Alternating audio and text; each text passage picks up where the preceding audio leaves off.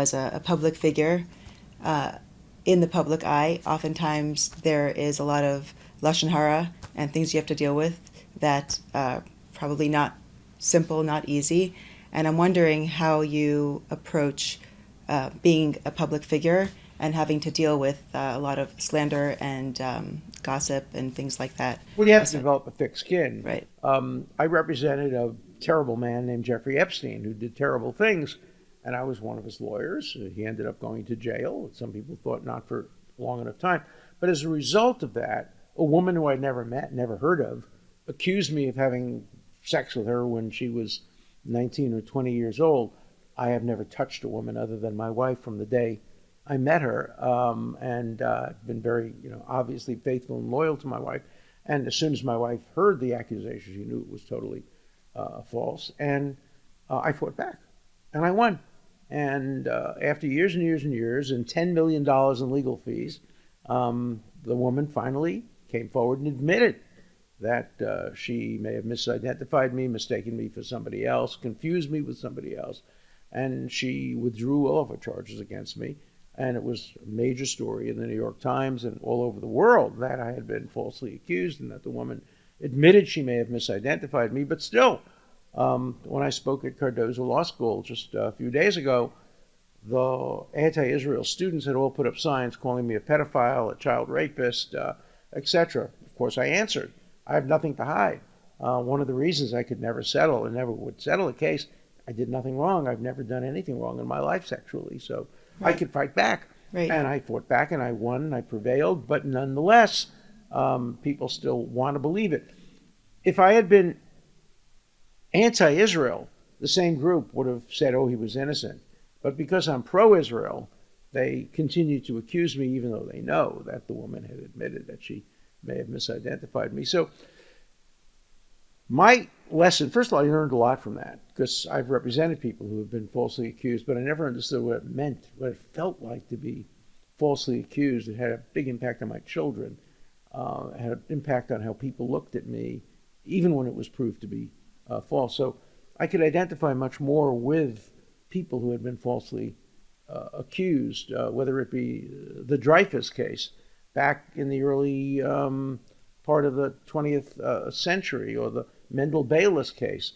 Jews have been accused for many years for many things they didn't do, starting from and today in Israel. And today in Israel, blood libels all over the place. So having been the victim myself of a defamation, of a lie, I have a better sense and I have a stronger impulse to defend people who are falsely accused.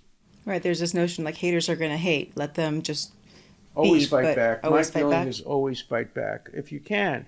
That's my advice to Israel. That's my advice to Jews on college campuses. And was my advice to myself. Many of my friends said, no, I shouldn't have done that. Just let it drop. It'll disappear. No. Fight back. Prove that it was a false story. And I did. And I feel much better about that. And so does my family.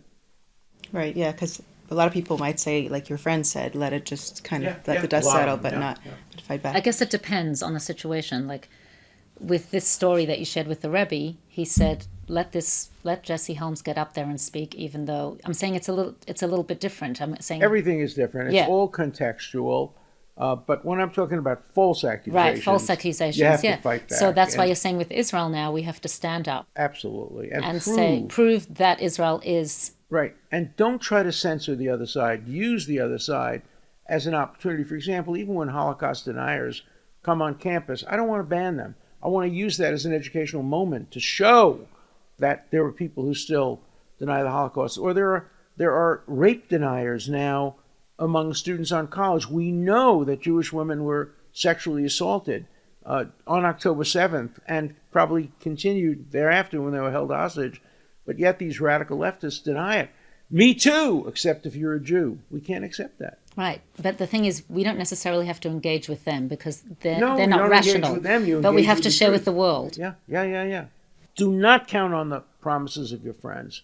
Be prepared. Be ready to fight back, alone if necessary, but never give up. Well, you know that it says, Am levadad yishkan, that actually when Rabin, when he was ambassador to when he was ambassador. He came to America. I think it was in 1972, and the Rebbe said to him, "Do you feel alone? Am levadad yishkon." And the Rebbe said to him that one of the reasons we are alone is because we have our faith and we have the Torah, and that has kept us going through the Holocaust, through the pogroms. So, in other words, it's a positive twist on being alone in that it is actually a strength of ours. Well, if you have to be alone, you have to do it with strength and with using all the resources that we have available to us. We have to fight back with our strength, with our education, with our economic resources, with our political resources. Use every bit of power we have on behalf of the Jewish people, on behalf of Israel. That's what I'm going to devote the rest of my life to. You know, it's interesting. My bar mitzvah Sedra Shoftim says tzedek, tzedek tirdof. It doesn't say justice, justice you should have. It says you should run after it. Tirdof, rodef. Run after it, because it'll never be achieved. Which is God's way of saying to people like me, you can't retire. Right. You can't retire. You have to continue to run after justice. The struggle for justice never stays won. The struggle for the Jewish people never stays won. I have a prediction. No Jew who is really a Jew will ever be able to sit back and say, it's over. It's over. Being a Jew means always having to struggle for justice. And I'm part of that struggle, and I'm proud of whatever small role I could play in bringing about justice for the Jewish people. If we had all the answers, we wouldn't fight for justice.